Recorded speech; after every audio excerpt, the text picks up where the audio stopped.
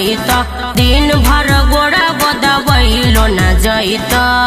ए स्वामी जी सुनिए, लोढ़ा ठीक से पकड़ा, गुस्सा कम तो नहीं करा, भंग छूट जाइता, मन रूठ जाइता, चिलम फूट जाइता, तोहर भोला जी के दिलावा टूट जाइता, तोहर भोला जी के दिलावा टूट जाइता, तोहर भोला जी के दिलावा टूट जाइता, तोहर भोला जी के दिलावा टूट जाइता। बुझलो हमर गौरा। प्रेम से बोली शंकर भगवान की। तोहर भोला जी के दिलावा टूट जाइता, तोहर भोला जी के दिलावा टूट जाइता। करा गुस्सा नहीं, सुना गौरा हमरे न रुसा नहीं, कर दर्द हमर कलाई, भांग छोरी के खैला मलाई।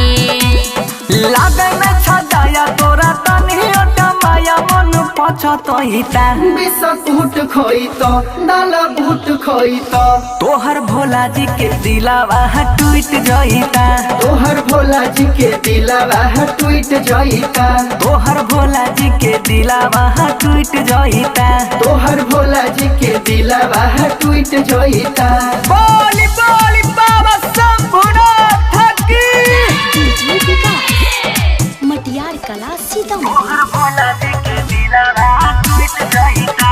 तोहर भोला जी के सुना ना, है देखो छोड़ी दहो या बजीद, एगो तोरे पा उम्मीद, सुना गौरा हमार बस ये कहीं गोविंद, गौरा हमार बस ये कहीं गोविंद। कहे छियो हम नैहर चली जाइबा, अच्छा फेरू कहियो लौट के न आइबा।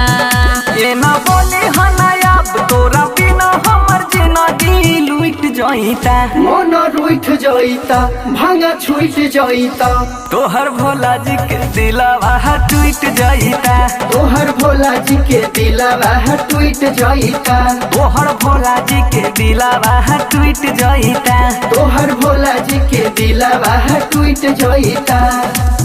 प्लीज गौरा माय डार्लिंग सोना बाबू पीस दो ना आज भर, क्या बात। Studio beat Patna.